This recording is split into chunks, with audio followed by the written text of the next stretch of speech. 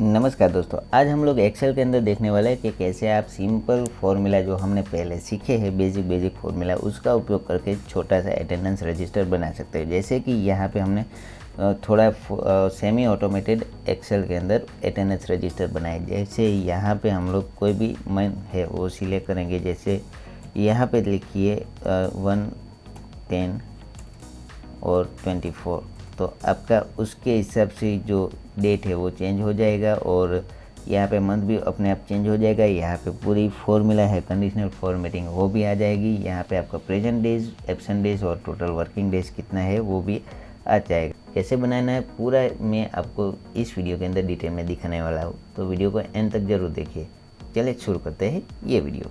PC classes. तो सबसे पहले हम लोग अटेंडेंस शीट बनाने के लिए एक्सेल में ऐसी ब्लैंक शीट ले लेते हैं। उसके बाद हमें यहाँ पे सेल के अंदर हमारा जो हेडिंग है वो लिखना है। जैसे कि मैं यहाँ पे अटेंडेंस रजिस्टर बना रहा हूँ, तो मैं यहाँ पे अटेंडेंस रजिस्टर लिख देता हूँ।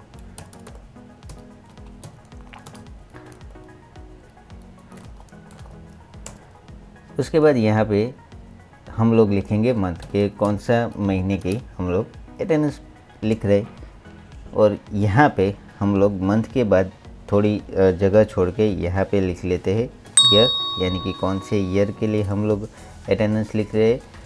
जैसे कि यहाँ पे 24, 25 ऐसा चल रहा है, 2024, 25, तो उसके हिसाब से आप ईयर लिख सकते हो। और यहाँ पे हम लोग स्टैंडर्ड लिख देते हैं, यानी कि कौन से स्टैंडर्ड के स्टूडेंट की है वो अटेंडेंस आप लिख रहे हैं। उसके बाद यहाँ पे हम लोग लिख लेते हैं स्टूडेंट रोल नंबर, यानी कि यहाँ पे हम लोग सिंपल ले लेते हैं रोल नंबर। उसके बाद स्टूडेंट नेम,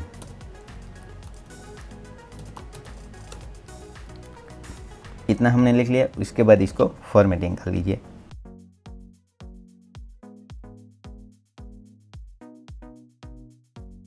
तो हमने बेसिक सा फॉर्मेटिंग किया है। अभी हम लोग क्या करेंगे, यहाँ पे हमें डेट डालनी। तो आप डेट के लिए आप जो भी महीना चल रहा है उसको डेट लिख सकते हो, यानी कि यहाँ पे मैं 1/9/2024 इस तरह से पहले डेट लिख देता हूँ। तो देखिए यहाँ पे पूरी डेट लिखी हुई आ चुकी है। तो यहाँ पे हमें डेट लिख लिए। अभी हम लोग इसको ये जो क्रॉस आ रहा है ना, तो उसको पकड़ के यहाँ पे खींच सकते हैं। जैसे कि हमने सितंबर लिखा है तो सितंबर की यहाँ तक आप डेट खींच सकते हो।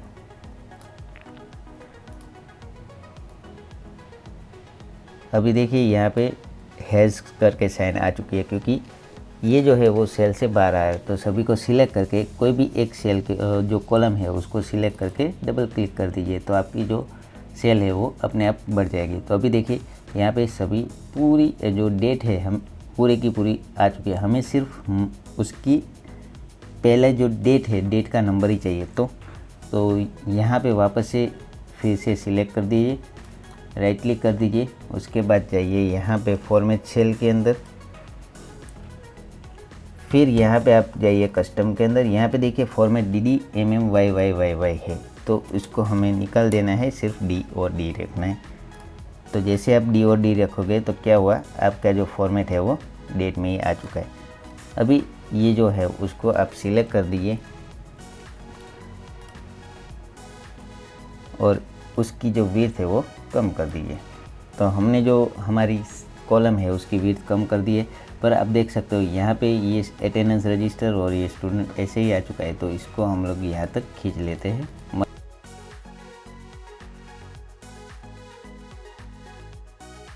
तो यहाँ पे हमने डेट लिख दी है। अभी आपको हो रहा होगा कि यहाँ पे हमने ब्लैंक क्यों रखा है, तो उसको ब्लैंक नहीं रखा। हमें क्या चाहिए कि यहाँ पे जो भी लिखा है उसका कौन सा हुआ, यानी कि उस तारीख को कौन सा वार था वो चाहिए। तो सबसे पहले तो आप इसको कॉपी करके यहाँ पे पेस्ट कर लीजिए। उसके बाद यहाँ पे जैसे हमने इस वाली सेल में किया उसी तरह से आप यहाँ पे कर लीजिए। तो देखिए अभी क्या हुआ कि जो सिर्फ जो डेट है वो लिख के आइए। अब हमें क्या करना है कि उस डेट को कौन सा वार था वो चाहिए। तो राइट क्लिक करके वापस से आपको जाना है फॉर्मेट सेल्स के ऊपर, कस्टम के ऊपर जाके यहाँ पे DDD करना है। तो देखिए यहाँ पे जो दिन है वो आ चुका है, पर हम लोग इस तरह से इसके अंदर लिख सकते हैं। अभी हमें इसके अंदर आगे भी कुछ काम करना है, तो हम लोग ये वाला जो फंक्शन है वो यूज़ नहीं करेंगे। उसकी जगह हम लोग इज इक्वल टू करके आपको टेक्स्ट फॉर्मूला हमने दिखाया था तो उसका यूज़ कर देंगे। तो इज इक्वल टू लिखना है टेक्स्ट, ब्रैकेट के अंदर आपको जो भी वैल्यू है उसको सिलेक्ट करना है, उसके बाद कॉमा करना है, डबल इन्वर्टेड कॉमा के अंदर डी टी और D, double inverted comma completed, और जो आपका ब्रैकेट है उसको कंप्लीट करके एंटर प्रेस करना है। अभी देखिए यहाँ पे फॉर्मूला हमारी आ चुके हैं। इसको कंट्रोल सी करके कॉपी कर दीजिए और यहाँ तक इसको सिलेक्ट करके पेस्ट कर दीजिए। तो देखिए जो हमने पहले लिखा था वही अभी आ चुका है, पर हमने यहाँ पे फॉर्मूला की मदद ली है। अब हम नेक्स्ट क्या करेंगे कि यहाँ पे स्टूडेंट के नेम लिखने पड़ेंगे। उससे पहले ये दोनों सेल को हम लोग मर्ज कर देते हैं और इसको थोड़ा सा दोनों इक्वल रहे उसके हिसाब से ले लेते। तो देखिए ये हमारा जो रजिस्टर है वो इस तरह से कंप्लीट है।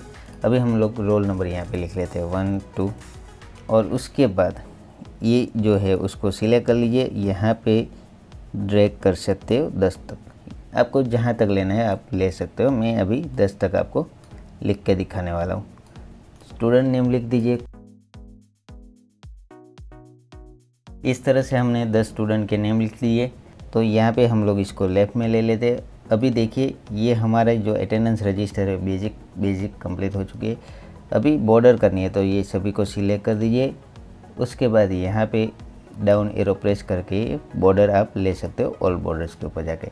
तो देखिए यहाँ पे बॉर्डर लाइन भी आ चुकी है। अभी यह जो आपको दिखाई रही है उसको आप फिर से मर्ज करके निकाल सकते हो, जैसे कि यहाँ पे हमने निकाल लिया है। आप अभी भी इसके अंदर फॉर्मेटिंग करके इसका लुक जो है वो अट्रैक्टिव रख सकते हो, जैसे कि यहाँ पे मैं इस तरह से कोई भी जो फॉन्ट है वो ले सकता हूँ। तो अभी यहाँ तक हमारा अटेंडेंस रजिस्टर कंप्लीट हो चुका है। देखिए आप सभी आपको यहाँ पे डिटेल दिखाएगी।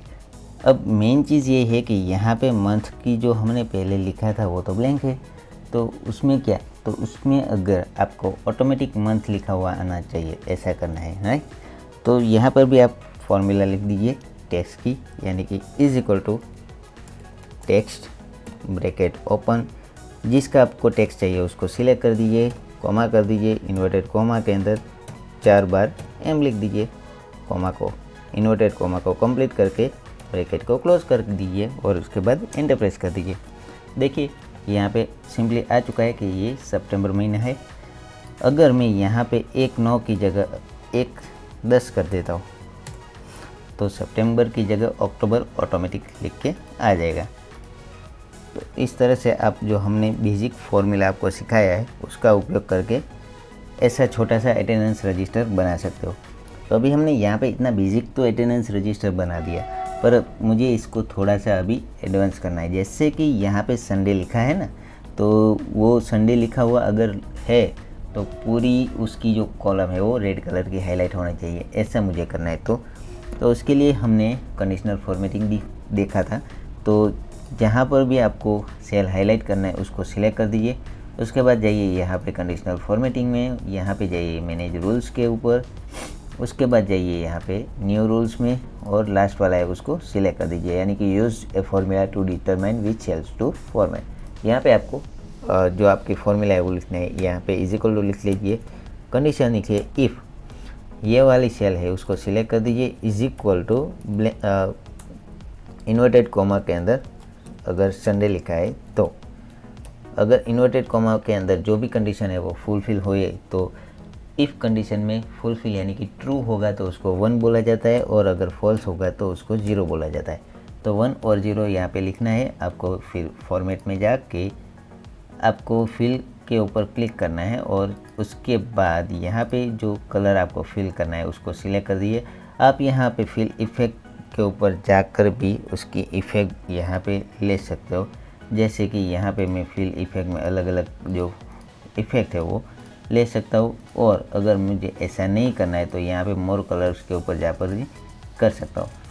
अगर ऐसा भी नहीं करना और उसकी जगह पे आपको पैटर्न स्टाइल लेना है तो आप इस तरह की कोई भी पैटर्न ले सकते हो। जैसे कि हम लोग अभी इस टाइप की कोई पैटर्न लेंगे और उसका जो कलर है वो हम लोग अपने हिसाब से लेंगे, यानी कि अभी हम लोग उसका कलर रेड रख रहे हैं। पैटर्न कलर आपको जो भी चाहिए आप ले सकते हो। अभी हम लोग उसको रेड करेंगे तो दोनों कॉमन हो जाएगा, तो रेड और यहाँ पे येलो का इस तरह से आप कलर ले लीजिए। अभी इसको ओके प्रेस कर दीजिए और इसको भी ओके प्रेस कर दीजिए। तो यहाँ पे देखिए ये हमारा जो फॉर्मेट है इस टाइप का आएगा। अप्लाई टू में हमें कहाँ तक लेना है उसको सिलेक्ट करना पड़ेगा। तो यहाँ पे जो आपको एरो दिया है उसको सिलेक्ट करके जहाँ तक आपको ये फॉर्मूला अप्लाई करना है उसको सिलेक्ट कर दीजिए। यहाँ पे फिर से एरो प्रेस करके अप्लाई कर दीजिए और इसको ओके प्रेस कर दीजिए। अभी देखिए क्या हुआ, संडे लिखा है ना, तो वो वाली हमारी जो कॉलम है वो इस टाइप की पैटर्न में आ चुकी है। अब तो यहाँ पे हमने सभी की अटेंडेंस तो लिख लिया है, पर अभी हमें क्या करना है कि जो टोटल दिन है वो कितने हैं वो हमें काउंट करने हैं, और यहाँ पे कितने वो अटेंडेंस है यानी कि प्रेजेंट है और एब्सेंट है, कितने दिन प्रेजेंट रहे और कितने दिन एब्सेंट रहे उसको भी हमें लिखना है। तो सबसे पहले हमें यहाँ पे लिखना है टोटल प्रेजेंट, यानी कि टोटल कितने दिन प्रेजेंट रहे, और यहाँ पे टोटल एब्सेंट यानी कि टोटल कितने दिन एब्सेंट रहे, और यहाँ पे टोटल डेज। तो फिर से इसको हम लोग डिलीट कर देते हैं और यहाँ पे इसको फॉर्मेट में एंटर कर देते हैं। अभी हमें फॉर्मूला इसके अंदर डाल देना है। तो यहाँ पे प्रेजेंट के अंदर हम लोग क्या करेंगे आपको पता ही है, हम लोग इसके अंदर यूज़ करने वाले काउंट इफ़ फार्मूला का। जी हाँ, हमने अगले जो हमारे वीडियो है उसके अंदर काउंट इफ़ फार्मूला का यूज़ काफ़ी अच्छी तरीके से सिखाया है। अगर आपको नहीं पता है तो आप वो हमारी चैनल के अंदर पुराने वीडियो है उसमें जाके आप काउंट इफ़ फार्मूला का देख सकते हो। अभी हम लोग यहाँ पे काउंट इफ़ का फॉर्मूला यूज़ करने वाले हैं। यहाँ पे लिखेंगे इज इक्वल टू, लिख लीजिए काउंट इफ़, ब्रैकेट के अंदर रेंज सिलेक्ट कर दीजिए कहाँ से कहाँ तक कि हमें रेंज को काउंट करवाना है।